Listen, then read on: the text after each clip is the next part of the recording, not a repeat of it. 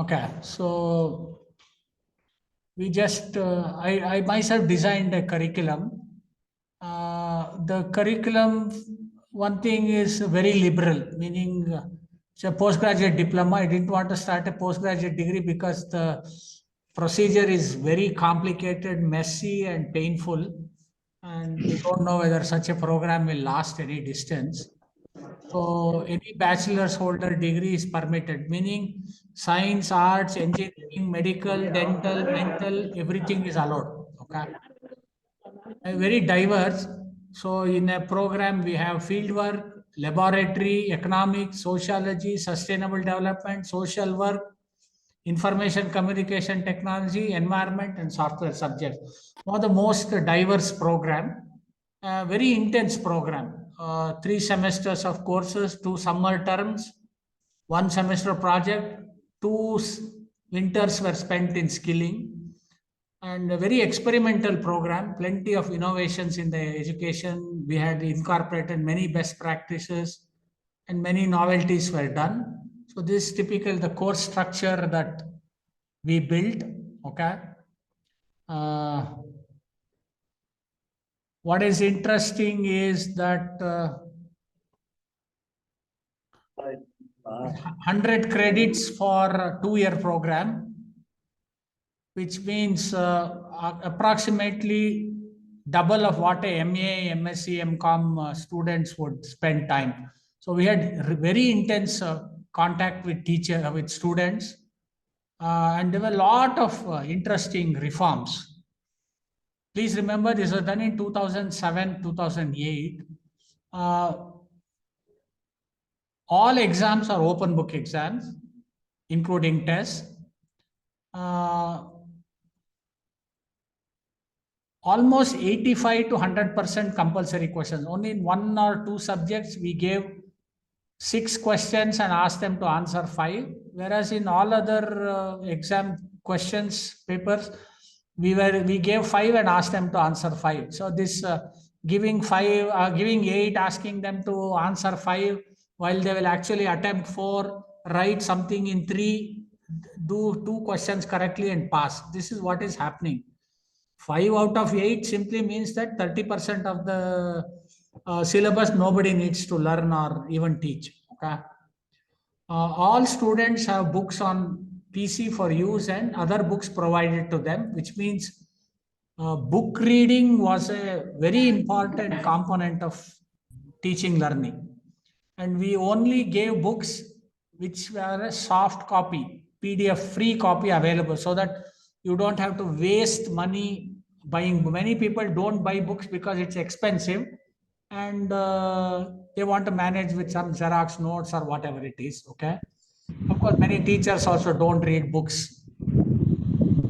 Extensive use of internet and library for teaching, learning, tests and examinations. Even during tests and exams, if they don't know the answer, they can browse the internet, search, evaluate whether the answer is correct and incorporate that. Every student were asked to give seminars, workshops, field trips, and we had a lot of residential workshops. Okay.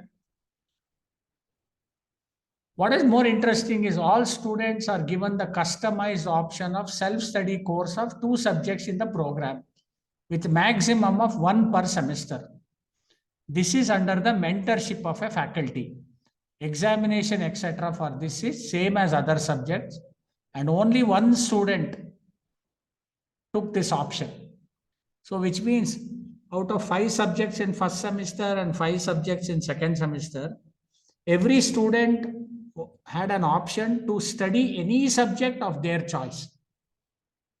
So we would provide a teacher mentor who would suggest few books to read, and after the student reads for some time, the teacher would clarify the doubts, all that.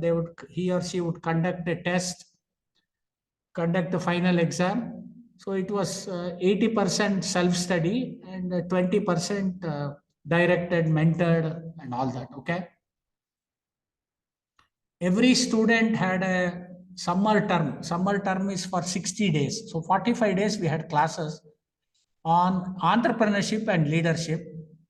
with an examination having 50% oral component and a customized question paper for each of the students. Every student had a separate question paper depending on their background. A MBA social science student had a question paper on this related to their subject. Somebody from engineering had a question paper related to technology. Somebody in commerce, somebody in science, everybody had a customized question paper. So the question of copying and all doesn't arise. And since many had come from Kannada medium background, we had both Kannada medium and English medium students. So what I did was I said 50% can be oral. They can give answers directly to the faculty in Kannada if they cannot write well. As long as they have understood and they are able to express well, we would give them good reward. Okay. And winter term skilling exercises are done 15 days each. Keeps the student academically active for 300 days a year. There are 52 Sundays and a few government holidays. Otherwise, every day they would be busy. So we kept students busy for 300 days a year, which is some record because your master's degree here, 150 days a year is a record. Very rarely, even though the calendar has 32 weeks, very rarely this calendar is met. And books, some of the best books were used for teaching. For example, just then Amartya Sen had got the Nobel Prize. Amartya Sen's Development as Freedom. Muhammad Yunus had got the Nobel Prize. His book on World Without Poverty is amazing. Then my colleague in IIM, he has a very good book on entrepreneurship. This is a book on skill for the whole world. And all these interesting books, many of them shared their free PDF version with us. I wrote to them telling, we cannot afford to buy your books. I have one copy in the library, I read it, but for students, I want everybody to have a copy. So many of them shared their free version PDF. And we had excellent board of studies. Two young PhDs, one from Germany and one from USA. Both were my students. I called them in BOS because I didn't want Mysore University faculty to spoil my program. So we had excellent lab with internet facility, mixture of whiteboard, PPT, internet and reading, discussion and practical case studies as a mode of learning. And this is interesting, self-learning and incremental learning. 20% of the syllabus was not covered. That 20% of every module which was not covered was told that that portion will come for test. So students had to learn on their own. That learning by themselves, learning to learn habit was cultivated. That is very important. They know that portion will come for test. So they have to learn. Once they learn on their own, not many people need to teach. Once you learn how to learn, you don't need formal education. You can learn very well. Okay. Problem is learning to learn. Everybody wants Xerox notes so that they can vomit that notes back in the exam. Okay. And reading and comprehension skills and experiential learning was introduced. And I am the first person perhaps in India to introduce this. We had one student in the board of studies because that student will tell the truth. That student will clearly tell which teacher does not know which subject and which teacher knows which subject, why the subject is useful, which subject would be useful, etc. etc. Okay.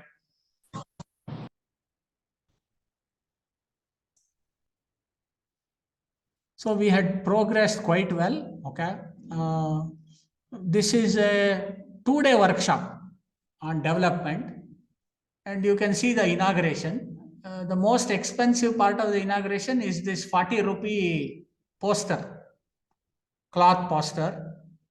And of course, very important chief guest,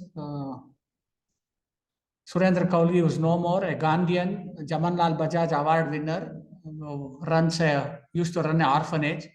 And this is the venue of the conference, okay, workshop. What is important is all of you do workshops in an air-conditioned room, carpet, chief guest, bouquet, all the nonsense, okay?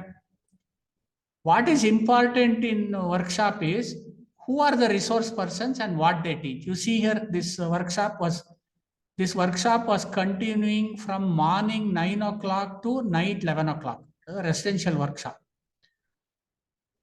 Free boarding and lodging for all. And you see here, we have kept the projector on the chair here because we didn't have much facility. This is a white wall on which the presentation is done. These are the students sitting and learning. What is important is the resource person. You get some VC, DC, AC, all people good for nothing. This is Mulgan, who was in University of Maryland then. He was explaining global warming and carbon footprint back in 2007. What is interesting with Mulgan is he was my undergraduate student, but his PhD supervisor, Herman Dahle, was nominated twice for the Nobel Prize. So such people will not come to Mysore University all that. Mysore University, you will get all jokers to come and teach. So he spent 6.5 hours on that day to tell about global warming and climate. And in the morning, this is the seminar room. Morning seminar room is different. This is Dr. Puneet from University of Karlsruhe, Germany. He's also my student. And these are the students. We are sitting on the Jamkhana. This is it. It is the quality of resource person, the quality of teaching, not the show all this five-star culture. Okay. So everybody got all their money worth. Maximum money was spent on good food. Okay. Of course, they had simple dormitory accommodation here in this place. And today, Mulgan is an associate professor in IIM Bangalore, and Puneet is an associate professor in Indian Institute of Science by invitation. Okay. So you must know the best people are not in your institutions or in your university. They are elsewhere.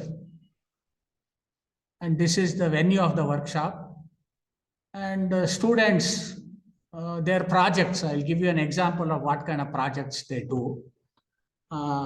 This is a project done by one student called Joy, who used this facility.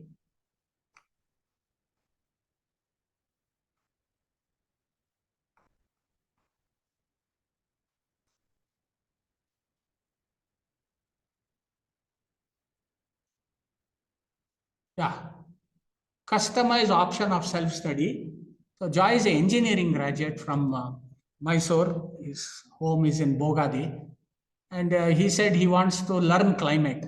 Climate was not a subject we had offered, but climate was an issue that was slowly coming to becoming important, and it is the most dominant issue today, particularly after the COP meeting held in Middle East just day before yesterday.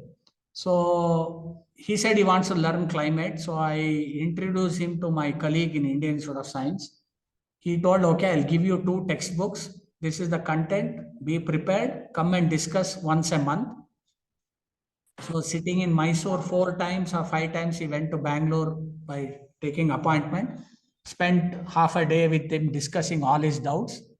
And in the second semester also, he took another elective. In fact, if anybody had asked Bharatnatyam, Kuchipudi, I would have given them the option to learn. So that amount of freedom for students to learn at least 20% what they want is a must. This is the feature of NEP now. So they wanted to do project. I told best project is to do in the field, reality, where real problems of real India are there. This is the location of the field work. This is a small village hamlet called Timbuktu. It is 205 kilometers from Bangalore. It is just after Penukonda. It is inside Andhra Pradesh. And it is about 70 kilometers from Pavgada. You can see very clear, thick forest here, whereas you can see completely denuded hill with little patches here and there. About 20 years back, this part of the village was like this.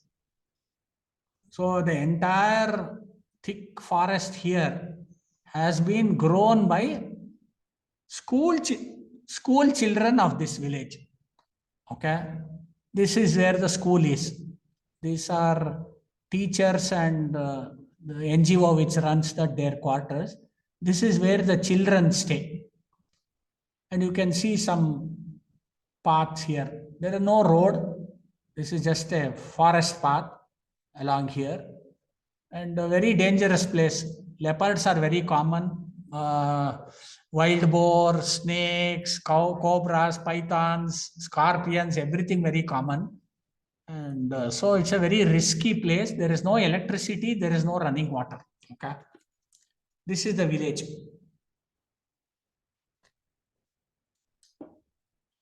You will also see a lake here. There is a valley here. This lake, when it overflows, becomes a small seasonal river here. And this lake had no water for 60 years. Because of the forest these people have grown here and on the backside, water retention has started. I met an old person. He said when he was a young boy, some 60 years back, he used to swim in the monsoon time when there used to be some. Now he says, first time I'm seeing in 60 years permanent water. Lot of wildlife has come back here. Okay. So what every university talks of rejuvenation, rehabilitation, which is all bogus. They don't do anything. It is actually done here. Okay. This is the entrance to the village. You can see the soil condition is not very good, and a very good message. Live simply so that others may simply live. So you have to get out of this stupid VIP culture, all that. Okay. And a very interesting person is waiting to pick us up from the roadside because there is no transport, nothing. This is the man responsible for the schooling here. He is Dr. Subbaraju. He was my hostel mate in IIT Bombay. Subbaraju is a B.Tech from IIT Madras, M.Tech IIT Bombay, PhD IIT Bombay, and he was living here in the school in one of these huts here on a monthly salary of 2,000 rupees a month. So, and he could have been easily the vice chancellor anywhere because he's too good. That's the reason why he didn't become vice chancellor, and he lived on his own. He said 2,000 enough, 2,000 rupees per month is enough for my living. I will spend all the other time on school children and school program. This is commitment. Why you people don't do good work is you don't have commitment. You think what you have is commitment. This is commitment. If you don't have this type of commitment, you can't do excellent work. Let me tell you. They'll all be complaining that is not there, this is not there, DA has not increased, salary has not increased, remuneration is not there for evaluation, valuation, TADA is not there. All that is going on everywhere. Okay. And in many places, the management also does not pay proper salary. So it makes things even worse. So Subbaraju said, asked me, can you get your student to put light for all of us? We want light. Otherwise, by 5 o'clock, 5:30, we have to come back. And in winter, by 6 o'clock, a lot of people have got injured with wild boar, some leopard attacks, all that has happened. So he says, can you provide lights here so that we can work longer? So, and he had a lot of other problems. He said, I can spare 3,000 into 2, 7,000 rupees for the entire lighting of this place. Can you achieve that? So that was the project, and I gave it to this student who took climate. He did some interesting this thing. So you see this bamboo pole, except this light, everything else is organic and environmentally friendly, and this bamboo pole grows there only.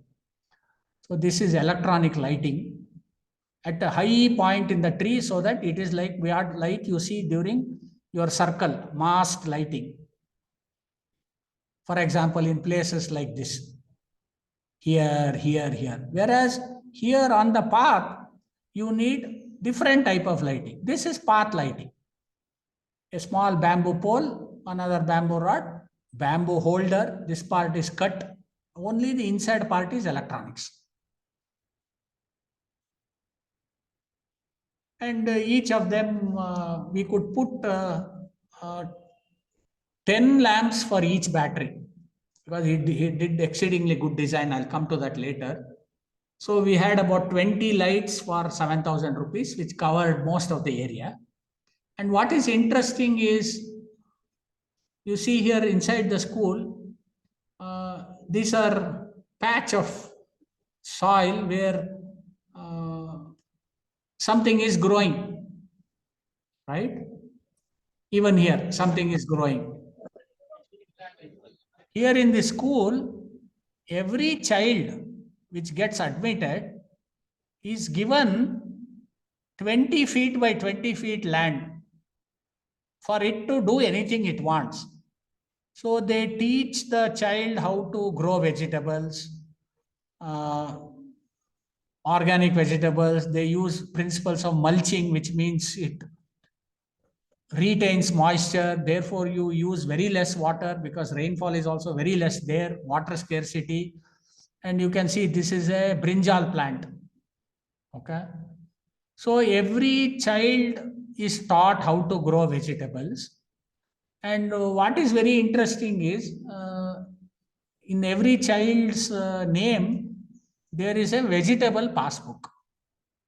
So it records every 3 days or 4 days how much vegetable the child grew, so that there is, in fact, in the school, there is a weighing machine and they weigh which vegetable, brinjal, 400 grams brought by Ashwin on such and such a day. So they have a vegetable passbook for every child. Whenever the child spends time, learns how to grow vegetables, brings the vegetables to the school will buy it and use that vegetable for the midday meal program for the children. But in the passbook, the price of the vegetable for that day is given credits.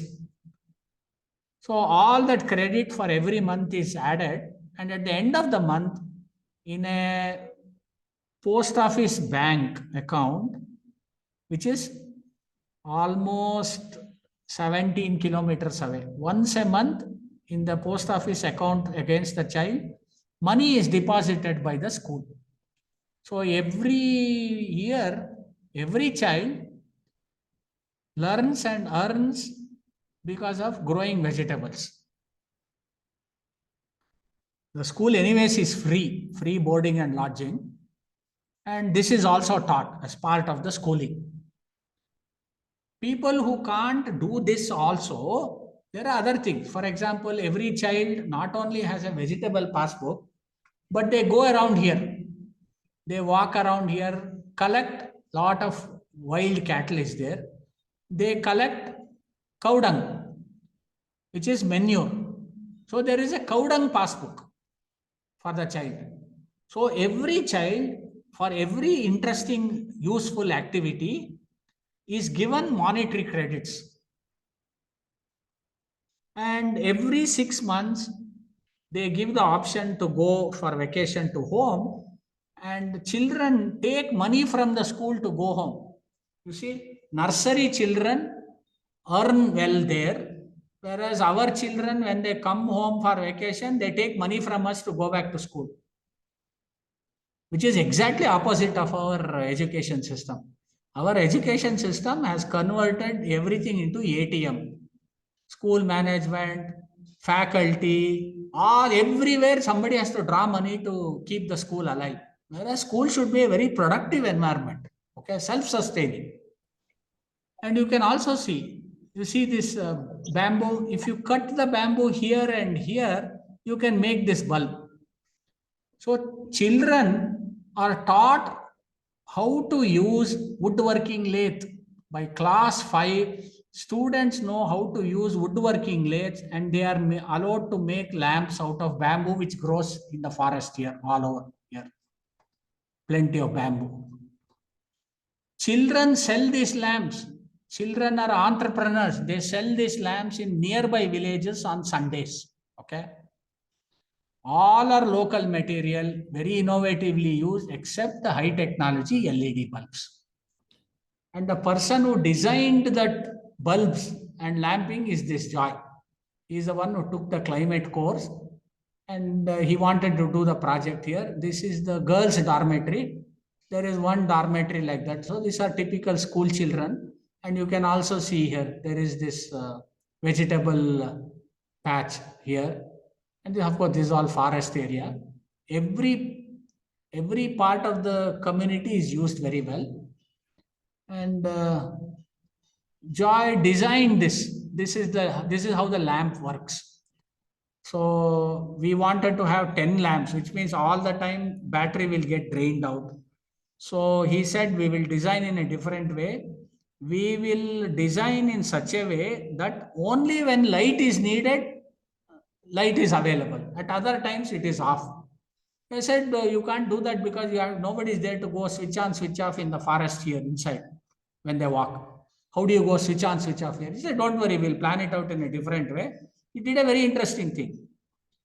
This is what is called a proximity sensor. Because of body heat, 6 feet away from this, if somebody is walking by body heat, the light will switch on. So he said by evening, whenever people walk, lights are on. When they are 6 feet in front, it is on. When they cross the position and go 6 feet beyond, light is off. So the whole place is like firefly, on and off, on and off. So 95% of the time it is off. And that too only in the evenings. Okay.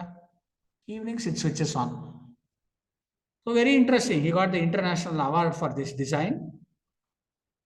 And he did a very interesting project because I gave him 6 months attendance. I told him, don't come and waste your time even in my class. You must do better than what I teach. So go out, go to the real area, real field, reality of India, solve their problem. Joy is now among the 5 best climatologists in the world. He is a faculty in IISER Pune. He could have got a faculty position in Indian Institute of Science if he wanted, but he didn't take it. He is now in Pune IISER. He was in Stockholm Environmental Institute. He's a world-renowned climatologist now, all because he did interesting work.